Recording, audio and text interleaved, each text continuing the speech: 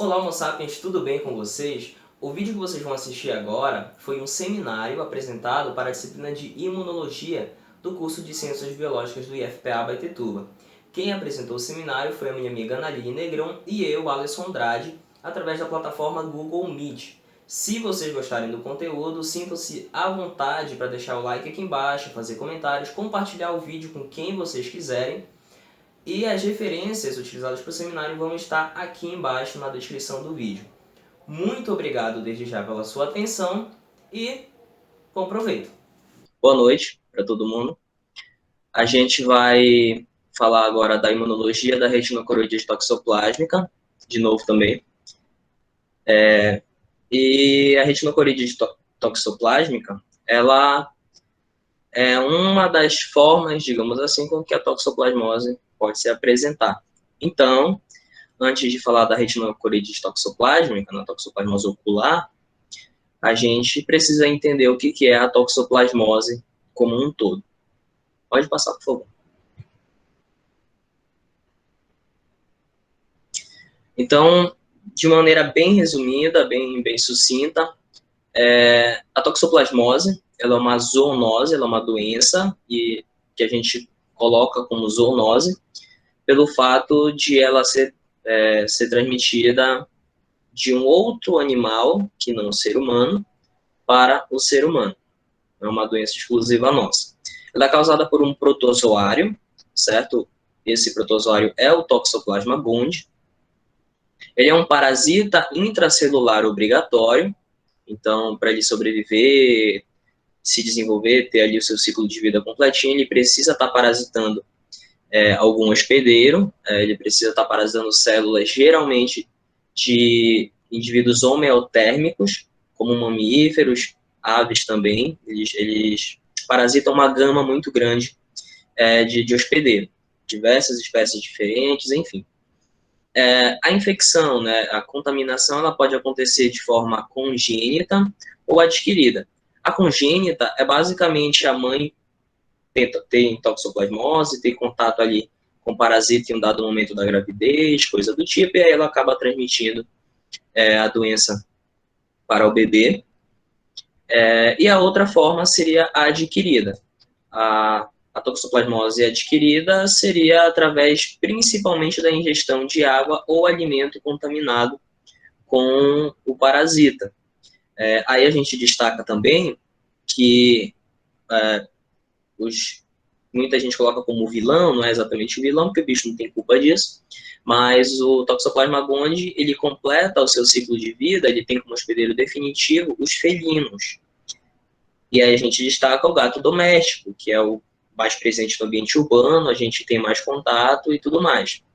Então, o que acontece? Você pega a toxoplasmose, ou melhor, você é infectado pelo parasita, se você ingerir água ou alimento que estejam contaminados com o parasita, seja através da contaminação pelas fezes, né, do gato, que se tiver com toxoplasma gondii ali vai estar liberando os protozoários, que vai estar contaminando a água ou o alimento que vai estar sendo ingerido, mas essa não é a única forma, você também pode contrair o parasita se alimentando de carne, coisa parecida, mal cozida, e que venha a ter ali cistos teciduais, e se tu ingerir aquilo, tu vais ser infectado. Em relação também à infecção, na verdade, em relação à prevalência do Toxoplasma gondii, a gente tem que da população mundial, cerca de 70% já teve contato com o parasita de alguma forma, já foi infectado. No Brasil, o material base para esse seminário, ele destaca que 50% a 80% da população brasileira já teve contato com o protozoário, isso varia de região para região, e a maior parte desses casos são assintomáticos, tá? Nos casos sintomáticos, os casos que apresentam sintomas, esses sintomas são muito heterogêneos, eles podem variar de casos leves, que pode ser confundido com uma gripe, um resfriado, alguma coisa assim, até casos mais graves, que vão estar afetando órgãos e etc., como a gente tem aqui o exemplo da retinocoroidite toxoplásmica, que é quando o parasita ele vai estar parasitando e infectando justamente a região ocular, que é o foco do nosso trabalho. Fatores que influenciam não só na infecção, mas como se vai se desenvolver doença ou não, se vai ser leve ou grave, etc.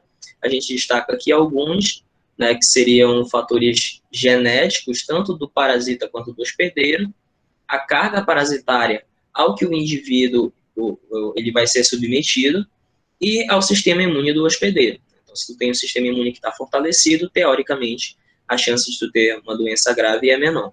Pode passar. Agora, falando da resposta imunológica para a toxoplasmose de maneira geral, a gente vai falar primeiro do geral e depois vai para o específico da retinocoroidite toxoplasma. Então, a gente tem como primeira linha de defesa a resposta imune inata ou natural, certo? Acontece basicamente da seguinte forma: tu tem um estímulo dos macrófagos, certo? Através do antígeno do protozoário, do parasita. Esse estímulo, né, desses macrófagos, ao entrar em contato ali, ao identificar o parasita, ele vai fazer com que os macrófagos produzam citocinas, certo? Que é uma classe de substâncias ali, e aí, entre elas, a gente vai ter especificamente a produção de interleucinas, no caso, interleucina 1 beta e interleucina 12, e do fator de necrose tumoral alfa, o TNF, tá? São citocinas. A liberação dessas citocinas vai estar induzindo as células natural killer, as células NK, a produzirem os interferon. Nesse caso aqui, o interferon gama. O interferon gama, por sua vez, vai estar estimulando o próprio macrófago a ativar a sua atividade microbicida. Ou seja, o macrófago vai identificar o parasita, vai fagocitar ele muitas das vezes, mas ele vai precisar desse estímulo das células natural killer, que foram estimuladas pelo próprio macrófago, para poder destruir o parasita que ele fagocitou. Pode passar. Então, aqui a gente tem um esquemazinho ilustrando como que acontece esse processo, certo? Essa imagem ela é mais ampla, porque ela mostra tanto a imunidade inata quanto a adaptativa. A gente cortou para focar só na inata por enquanto, a adaptativa a gente vai ver mais para frente. Então, aqui à esquerda, a célulazinha aqui de azul, a gente tem macrófago, certo? No meio dela, dentro de uma bolsa fagocítica, a gente tem o parasita, nesse caso aqui o protozoário, já fagocitado, certo? E aí a gente vê que esse macrófago ele vai estar liberando determinadas substâncias, certo? Que vão estar estimulando, nesse caso aqui a gente vai pular para a interleucina 12, que vai estar estimulando as células natural killer, aqui roxinha, células NK.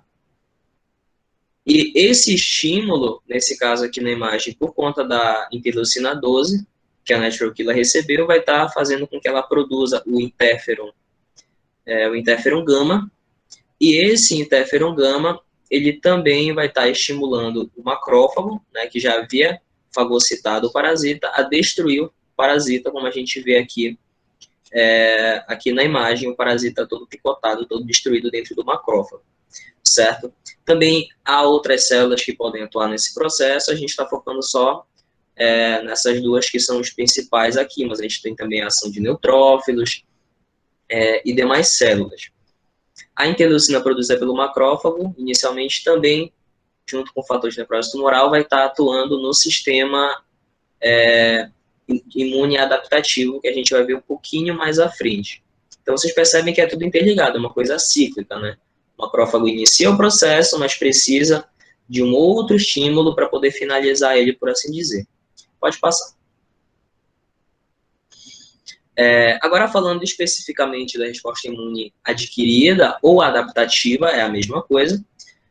Os protagonistas desse tipo de resposta imune são os linfócitos, tá? Linfócito, nesse caso especificamente o linfócito T, ele é uma grande Linfócitos é um grande grupo de células. Os linfócitos T é um subgrupo dentro, no caso das células de defesa. E os próprios linfócitos T vão ser divididos também em tipos diferentes de linfócitos T. O que interessa aqui para a gente é o linfócito T auxiliar, ou TH. Então, o que acontece? Resumidamente, esse linfócito T auxiliar, ele, ao receber aquele estímulo, ao identificar ali o parasita e tudo, ele vai estar estimulando a produção de determinadas citocinas, certo? Essas citocinas têm basicamente a função de estimular a proliferação e a diferenciação de outras células, principalmente linfócitos, incluindo tanto T quanto B, e dos próprios macrófagos também. Além disso, a gente tem também os linfócitos T citotóxicos, que é aquela classe de linfócitos que vai estar atuando, destruindo as células não fagocíticas que foram parasitadas nesse caso aqui, pelo Toxoplasma gondii. A gente vai ver isso com um pouquinho mais de detalhes no próximo slide. Pode passar.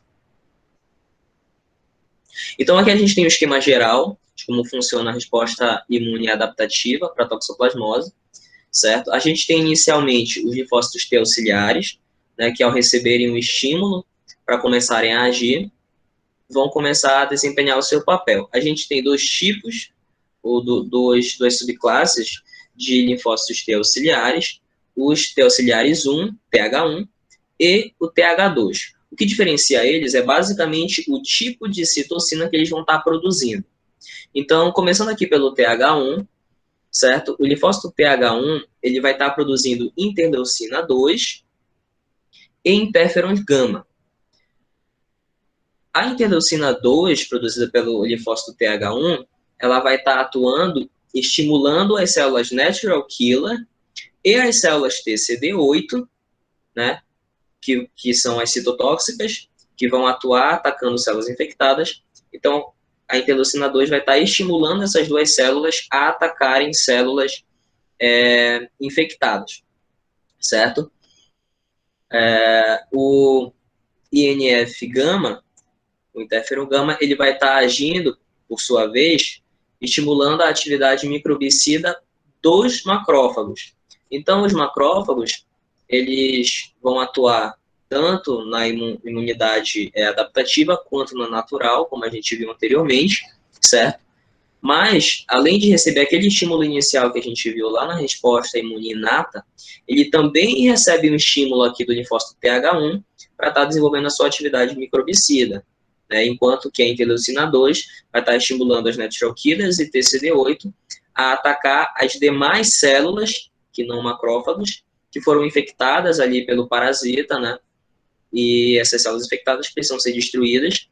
Então, as interleucina 2 do TH1 vai estar estimulando justamente a ação para eliminar essas células já infectadas. Em relação ao grupo de células de linfócitos T auxiliares TH2, a gente tem que eles produzem a interleucina do tipo 4, do tipo 5, do tipo 10, do tipo 13, e essa classe de linfócitos T auxiliares, eles não vão atuar diretamente contra o Toxoplasma gondii. A atuação deles, ela se restringe mais no âmbito de controle da resposta inflamatória, no caso, o controle da resposta pró-inflamatória, né? Então, uma resposta inflamatória em excesso, ela acaba sendo prejudicial para o indivíduo, né? E então a gente precisa ter esse controle para que essa própria resposta inflamatória, que é uma forma de tentar combater ali o parasita, ela não acabe prejudicando demais o hospedeiro. E quando a gente for falar especificamente da toxoplasmose ocular, vocês vão ver que isso faz muita diferença nesse caso. Então, as células TH2 elas vão estar atuando mais nesse âmbito. A gente ressalta também que alguns estudos mostram que células do tipo TH4, elas vão estar produzindo interleucina, TH17, elas vão estar produzindo interleucinas 17 também. elas não vão atuar diretamente na resposta imune, mas a sua ausência, né, quando elas não estão presentes, acaba fazendo com que os neutrófilos eles não consigam migrar para os sítios de infecção de forma precoce. Ou seja, apesar dela não atuar diretamente, a sua ausência pode retardar a resposta imune e isso pode levar o hospedeiro a óbito, por exemplo. Pode passar. Aqui a gente tem a continuação daquela imagem que a gente viu anteriormente, tá? A gente tem aqui no centro uma célula T. A setinha aqui, ela representa um estímulo que veio lá daquele macrófago inicial, tá? Então, são os indivíduos do sistema imune inato dando o sinal, dando o start aqui para o sistema imune adaptativo funcionar. Então, essa célula T vai receber esse estímulo e vai estar produzindo, como a gente já viu anteriormente, uma série de interleucinas, uma série de NF, no caso NF-gama, por exemplo, de citocinas que vão estar estimulando demais células a agirem. Nesse caso aqui específico, para a nossa apresentação, interessa para a gente principalmente aqui as células CD8, CD4, né, que vão estar sendo estimuladas pelas interleucinas e que, por sua vez, vão estar estimulando a ação dos macrófagos aqui em cima, na parte superior direita da imagem. Além disso, as células do tipo TH1 aqui também, vocês podem ver pela setinha em verde, vão estar estimulando através do interferon gama os macrófagos, aqui que a gente vê só um pedacinho dele. Além disso, ela também vai estar estimulando a produção dos anticorpos, como vocês podem ver aqui embaixo, por conta dos linfócitos B, que a gente vai falar um pouquinho mais para frente. Pode passar. Falando agora da imunidade adquirida humoral, que a gente falou em linfócito B, o linfócito B é o camarada que vai estar produzindo os anticorpos, certo? Então, o que acontece? A infecção, o Toxoplasma gondii, ele vai estimular a produção de anticorpos, como a gente viu mais ou menos como funciona na imagem anterior, certo? Esses anticorpos podem ser diversos, a gente tem aqui as principais classes, que seriam IgG, IgM, IgA e IgE, certo? Esses anticorpos, eles são usados principalmente por nós seres humanos para diagnóstico da doença, porque em tese, se tu encontra um anticorpo para um determinado patógeno, né, no corpo do indivíduo, significa que, dependendo do tipo de anticorpo, em algum momento da vida dele, aquele indivíduo já teve contato com o parasita, com a doença, ou está doente, enfim, dependendo da classe de anticorpo que tu estiver verificando.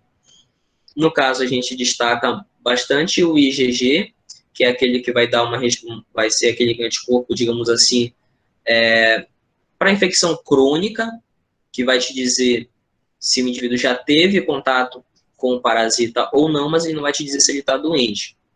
O IgM, claro, dependendo do caso, da doença, etc., ele pode te dizer se o indivíduo está doente ou não, porque ele costuma estar presente na fase mais aguda da doença, por assim dizer. Temos também o IgA e o IgE.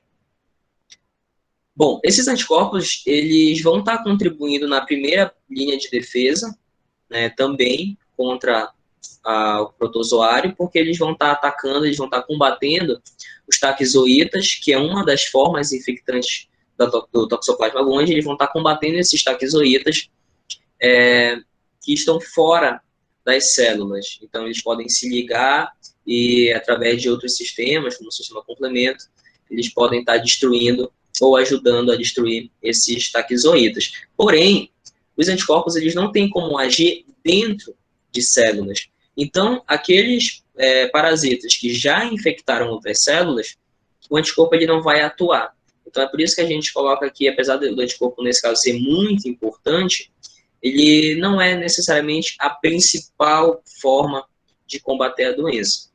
Mas a sua contribuição é muito grande, porque ele consegue combater os indivíduos que estão ali fora das células, e dependendo da classe de anticorpo, por exemplo, o anticorpo que fica ali na região das mucosas, ele pode estar se ligando no exato momento em que o indivíduo, o parasita chega ali, ele pode estar se ligando no parasita e evitar que o parasita acabe infectando outras células.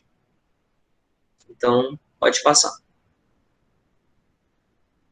A gente tem também uma pequena atuação das plaquetas no processo de combate à toxoplasmose, né? As plaquetas, elas não servem só para fechar a ferida, elas acabam atuando de uma forma um pouco menor, um pouco mais tímida, na defesa do indivíduo, no sentido de combate direto ao Toxoplasma gondii. Nesse caso, quando tu não tem, por exemplo, os anticorpos agindo ali por algum motivo, as plaquetas elas podem agir de forma citotóxica contra os taquizoítos e efetivamente liberar toxinas para destruir essas células, esses protozoários. Pode passar. E agora a Analinha vai falar da resposta imune na toxoplasmose ocular. Boa noite a todos. A gente vai estar falando agora um pouco sobre a resposta imune à toxoplasmose ocular. Bem, como o Alisson falou, há vários fatores que podem influenciar na resposta imunológica da região ocular. Entre eles, a gente trouxe aqui a autoimunidade, o óxido nítrico e o L-triptofano. Em relação à autoimunidade, alguns estudos sugerem que existe, sim, uma resposta imune contra autoantígenos da retina e que ele gera uma proteção contra a doença ocular grave. Porém, o que se sabe ainda sobre isso é muito contraditório. Por quê? Porque nessa pesquisa eles encontraram anticorpos tanto contra os antígenos, tanto na retina, em pacientes saudáveis, quanto pacientes com toxoplasmose. Tanto pessoas saudáveis, quanto pacientes com toxoplasmose. Então, não tem ainda como assim, se afirmar que existe, de fato, uma autoimunidade, mas o que se acredita, sim, é que a imunidade ela é essencial no combate da doença. Em casos mais graves, para não gerar esses casos mais graves. Em relação ao óxido nítrico, ele pode estar relacionado com a replicação do protozoário, porque realizaram alguns estudos, segundo o artigo, base, realizaram alguns estudos em animais e verificou que a inibição do óxido nítrico gerou uma inflamação, tanto na coroide, retina e no vítreo da região ocular. Então, pode-se deduzir que a ação do óxido nítrico ela é importante. Porém, ao se realizar o mesmo estudo em células in vitro, isso não foi verificado. Então, também é um estudo bem controverso, assim como a autoimunidade. Quanto ao L-triptofano, ele é um aminoácido essencial para o crescimento do toxoplasma. Então, ele pode estar relacionado no controle da replicação parasitária, uma vez que ele é um aminoácido essencial. Se a gente reduzir ou inibir esse aminoácido, os parasitas não vão estar se replicando tanto. Pode passar, professor. Bem, citocinas em modelos animais. Aqui foram realizados 2 estudos opostos, onde no primeiro estudo, em camundongos, ambos os estudos foram em camundongos, mas no primeiro estudo eles verificaram a ação da inibição, do interferon gama e do TNF-alfa. E essa inibição houve o aumento das lesões da região ocular. Como se diz, em relação ao oposta, em outro estudo, eles fizeram o oposto. Eles estimularam o interferon gama, TNF-alfa e a interleucina 1 beta. E isso inibiu o crescimento do parasita. Então, a conclusão que eles chegaram foi que as citocinas elas estão ligadas diretamente no controle das lesões. Pode passar, professor. Agora, em citocinas em humanos, eles verificaram um estudo em 4 grupos diferentes. Pacientes com toxoplasmose congênita, pacientes com toxoplasmose adquirida, pessoas soropositivas e soronegativas para toxoplasmose. E o que foi que eles verificaram? Alguns pacientes com a toxoplasmose adquirida, elas apresentaram maiores níveis de interleucina 1 do que pessoas assintomáticas, por exemplo. As assintomáticas, elas apresentaram níveis maiores de interleucina 12, interferon gama, do que pessoas que adquiriram a doença.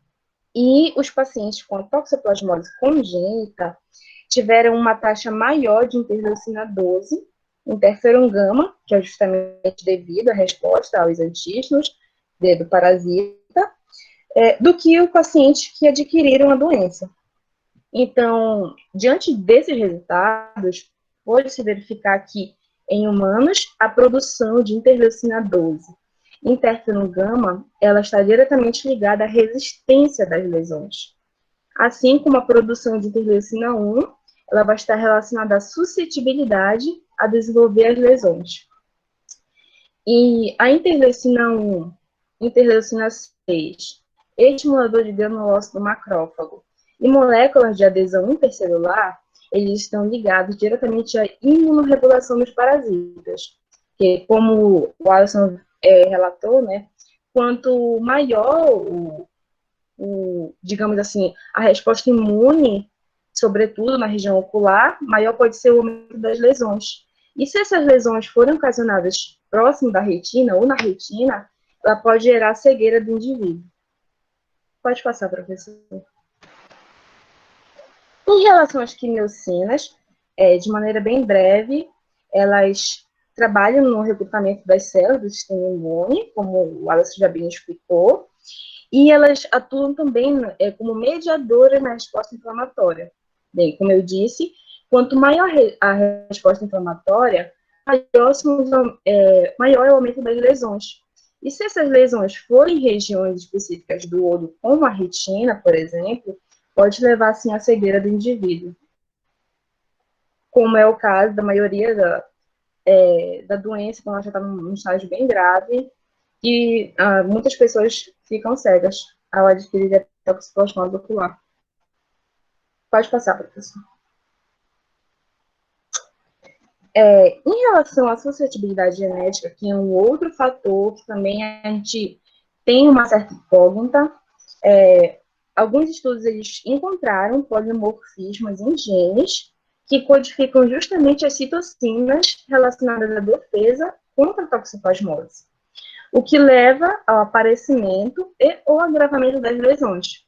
Bem, se tem um polimorfismo justamente nessa região que codifica as citocinas, verificaram, né, que pessoas sem esse polimorfismo não tiveram tanto agravamento ou aparecimento das lesões na região ocular.